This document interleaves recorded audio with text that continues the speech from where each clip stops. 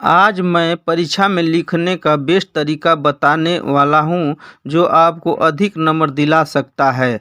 8 rule बताने वाला हूँ, इसको फॉलो करते हैं तो दुनिया के कोई भी ताकत आपका नंबर नहीं काट सकता है।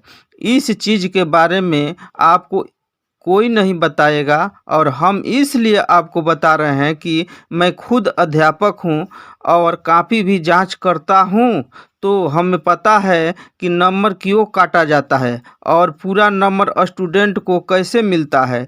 इस वीडियो में मैं पूरा पॉइंट के साथ बताने वाला हूँ कि आपकी किस तरह से लिखना चाहिए ताकि पूरा नंबर मिल सके। उम्मीद करते हैं कि वीडियो को शुरू से अंत तक देखेंगे। अगर लास्ट तक देख लिए तो गारंटी लेता हूं कि दुनिया की कोई भी ताकत आपको फेल नहीं कर सकता। आइए उन रूल को देखते हैं। रूल नंबर 1, सुंदर और स्पष्ट लिखावट। कॉपी में ज़्यादा काट कूट ना करें। देखो, कॉपी को अच्छे से लिखें जिससे कि आप कॉपी चेक करने वाले टीचर को कॉपी चेक करने में कोई कठिनाई ना हो। अगर आप किसी भी एग्ज़ाम की कॉपी में साफ साफ यानी कि अच्छे से नहीं लिखते हैं तो कभी भी इस उम्मीद में न रहना कि अच्छा नंबर मिलेगा। क्यों ऐसा? इसलिए कि कॉपी में साफ साफ नहीं लिखते हैं तो एग्जामिनर को कॉपी चेक करने में बहुत ज़्यादा दिक्कत होती है। इसी वजह से आपको नंबर को काट दिए जाते हैं। इसलिए आप कॉपी में ज़्यादा काट कूट ना करें तथा साफ सुथरा कॉपी लिखें। रूल नंबर 2, ज़्यादा लंबा चौड़ा उत्तर देने की कोशिश न करें। शब्दों का लिमिट ध्यान में रखें। अक्सर देखा है कि कोई भी स्टूडेंट को आंसर अच्छे से मालूम होता है तो आंसर को बहुत ज़्यादा में लिख देते हैं, यानी कि बढ़ा चढ़ा के लिख देते हैं। वो शब्द को के लिमिट को बिल्कुल भी ध्यान नहीं देते हैं। इसलिए क्वेश्चन का आंसर जितने ही शब्द में बोला जाए उतना ही शब्द में आंसर लिखें। अगर ऐसा सोचते हैं कि क्वेश्चन को लंबा करके लिख देंगे तो ज़्यादा नंबर मिलेगा तो आप गलत सोच रहे हैं। इसलिए आप क्वेश्चन का आंसर बनाने से पहले आप ये चेक कर ले कि क्वेश्चन का आंसर कितने शब्द में देना है। अगर आप ऐसा नहीं करते हैं तो नंबर कट भी सकता है।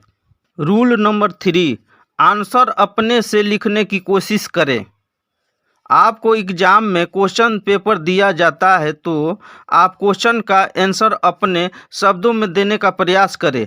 अगर ऐसा कर लेते हैं तो आपका एक भी नंबर नहीं कटेगा और साथ ही साथ आपको ज़्यादा नंबर मिलने की चांस भी होते हैं। देखो, कॉपी के पहले ही पेज में कुछ निर्देश पॉइंट दिए गए होते हैं और उन सभी पॉइंट में एक पॉइंट में ये भी लिखा होता है कि परीक्षार्थी यथासंभव अपने शब्दों में उत्तर दे। इसीलिए आंसर को अपने ही शब्द में आंसर देने की प्रयास करें।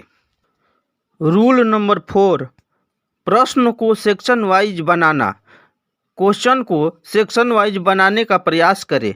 देखो, ये पॉइंट आपके लिए सबसे ज़्यादा इम्पोर्टेंट है। ये पॉइंट 90% स्टूडेंट को मालूम नहीं होता है। तो चलिए इस पॉइंट को जानते हैं। दोस्तों, आपको ज़रूर पता होगा कि एग्ज़ाम की कॉपी में क्वेश्चन सेक्शन वाइज दिए होते हैं, section A, section B, section C. इसलिए आप जिस भी सेक्शन के क्वेश्चन बनाते हैं तो उस सेक्शन के जितने भी क्वेश्चन हैं उन क्वेश्चन को बना लेने के बाद ही आप दूसरे क्वेश्चन बनाने का प्रयास करें। आपको ऐसा नहीं करना है पहला क्वेश्चन सेक्शन ए से तथा दूसरा क्वेश्चन सेक्शन सी से बना दिए। अगर आप ये मिस्टेक करते हैं तो आपका नंबर कटने के चांस होते हैं। इसलिए आप क्वेश्चन को सेक्शन वाइज बनाने का प्रयास करें। रूल नंबर 5, हमेशा एक प्रश्नों के बीच 2 लाइन छोड़ना।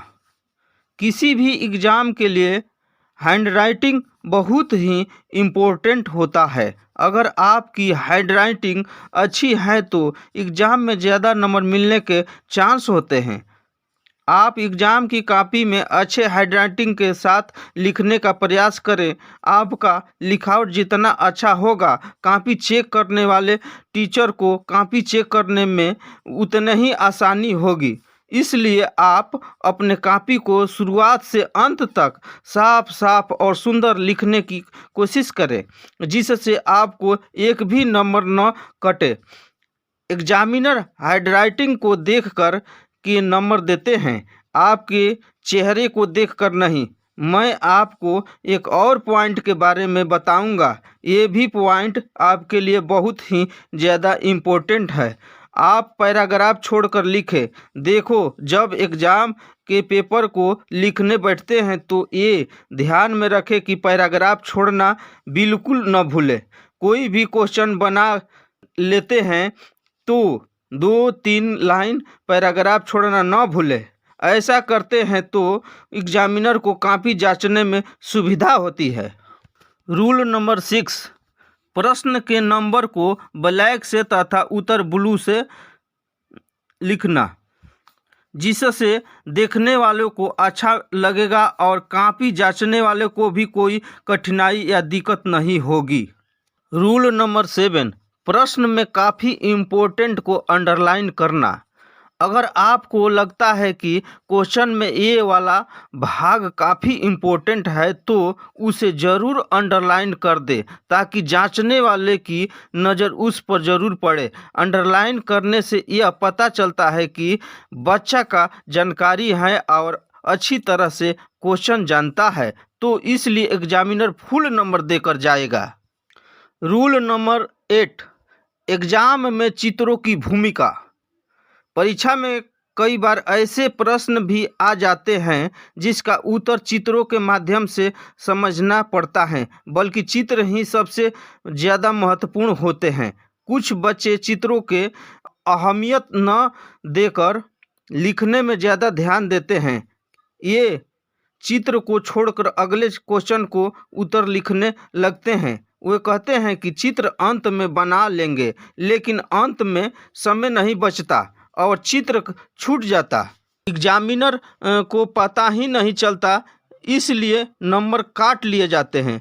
इसलिए ऐसा गलती आप लोग न करें। ये वीडियो कैसा लगा?